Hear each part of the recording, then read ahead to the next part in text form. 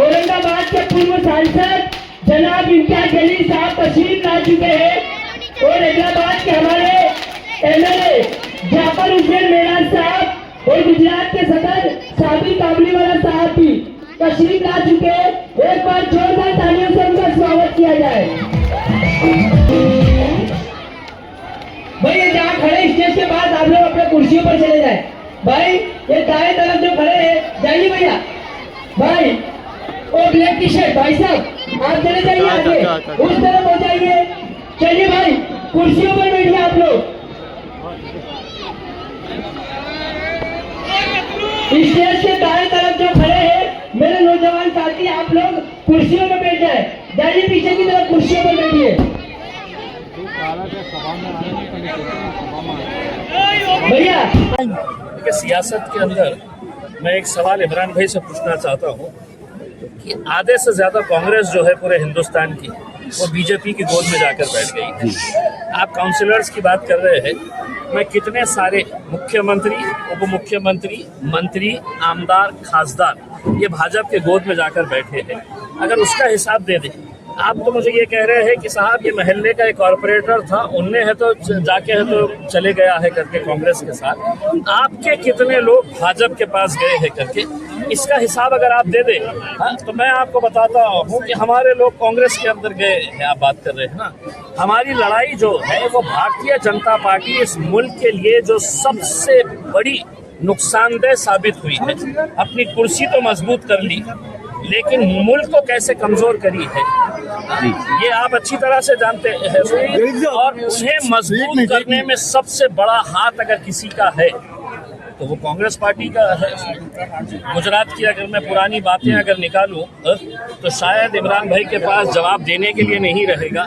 मेरी इल्तिजा है कि अगर इमरान भाई अगर कबूल करते हैं, ये कांग्रेस का कोई भी बड़ा नेता कबूल करता है, असद ओवैसी साहब की बात नहीं कर रहा हूँ, एक स्टेज आप सजाइए या हम सजाते हैं, उसमें आप भी खड़े रहिए, हम भी खड़े रहेंगे, हम हमारी बात करेंगे, तुम तुम्हारी बात करो और देखेंगे फिर कौन सच है और कौन झूठ है। सदर साहब ने आपको जो काम सौंपा है गुजरात का, उसके बारे में आप क्या कहना चाहते हो? देखिए मैं गुजरात में जितना देखा हूँ जी, मुझे अल्हम्दुलिल्लाह ये बहुत ही बंजर जमीन नजर आती है। यहाँ पे अगर फसल लगाई गई तो बहुत अच्छे फल फूल निकल सकते हैं। और इसी इरादे से कल बहुत देर तक हमने गुजरात के ताल्लुक से असद साहब से हमने बातचीत की है। मैं महाराष्ट्र का सदर हूँ, मैंने असद साहब से कहा था कि भाई मैं महाराष्ट्र की जिम्मेदारी संभालता हूँ, लेकिन साहब का हुक्म आया कि तुमने गुजरात देखना चाहिए। और जैसा उन्होंने बताया है इंशाअल्लाह हर 2 महीने 3 महीने के अंदर हम आएंगे, यहाँ पर देखेंगे, पार्टी को मजबूत करेंगे। और एक बात मैं साफ तरीके से कहता हूँ कि अगर कोई कांग्रेसी मुस्लिम नेता उसके अंदर दिमाग है तो उसने फौरन अपनी पार्टी छोड़ के मजलिस में आ जाना चाहिए। और ये दावत मैं समझता हूँ इमरान भाई तुम भी कबूल करो। आने वाले वक्त के अंदर दरियापुर के जो हारे हुए विधायक है वो भी मीम पे ही जो है अपना जो रोज देखते हैं कि मीम के वजह से वो विधायक हार गए दरियापुर के। देखिए लड़ने का इख्तियार हमें है।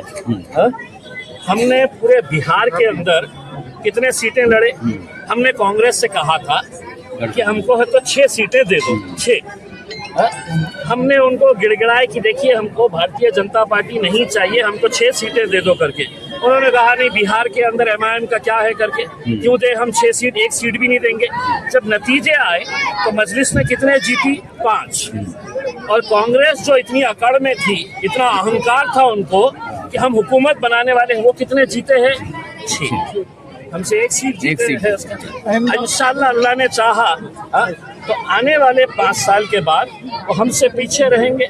जैसा महाराष्ट्र के अंदर सेना हमसे पीछे है, एनसीपी हमसे पीछे है, मनसे हमसे पीछे है, सब पीछे है, कांग्रेस में पीछे है। गुजरात की जवाबदारी जिस तरह से आपको दी है, तो ये लग रहा है कि महाराष्ट्र के जैसा ही रिजल्ट अब जो है गुजरात में देखने को मिलेगा 28 को। देखिए, एक शुरुआत तो करेंगे और हमें यकीन है। मैं खास तौर से जब नौजवान लड़कों से मिलता हूँ, उनको ये लगता है कि हम हर रोज हमारे बारे में कोई ना कोई गालियां दे रहा है, कोई हमारे घरा गिरा रहा है, कोई मस्जिदों को शहीद कर रहा है। कांग्रेस के नेता उस वक्त है तो क्यों मुंह में लड्डू डालकर बैठ जाते हैं? भाई जीत के आएंगे हमारे वोटों से, और जब हमारे ऊपर आफत आएगी तो खामोश बैठ जाएंगे इसमें। तो एक नौजवान नस्ल जो है वो पूरे हिंदुस्तान के अंदर, उनको ये चीज का एहसास हो रहा है कि कम से कम लड़ तो रहा है, कम से कम बोल तो रहा है इसमें।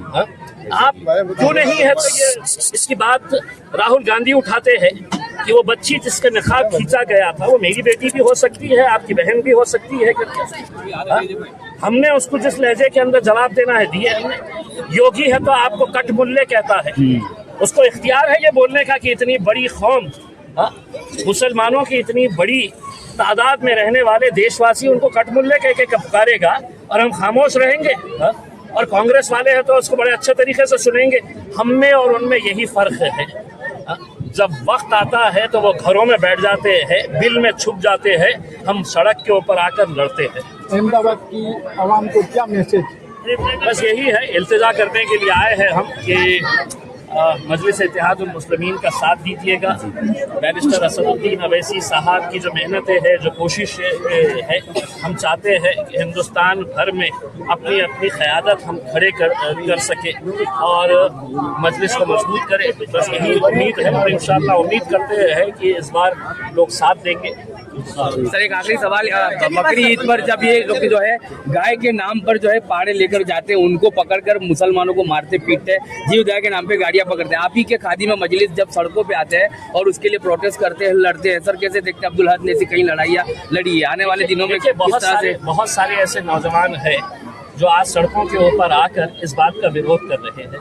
और मैं सिर्फ तो मुसलमान नौजवानों के बारे में नहीं बात कर रहा हूँ, बहुत सारे हमारे हिंदू भाई भी ये बात को समझ चुके हैं, हमारे दलित भाई जो है ये बात को समझ चुके हैं कि ये जानवर रास्ते में पकड़ तो रहे हैं लेकिन पीछे के दरवाजे से यही धंधा कर रहे हैं। यही बजरंग दल के गुंडे, यही विश्व हिंदू परिषद के गुंडे आपको दिखा रहे हैं कि साहब ये तो हम है, तो हमारी माता का हम प्रोटेक्शन कर रहे हैं, लेकिन पीछे से वो जानवर जा कहाँ रहे हैं ये सारी दुनिया जानती है।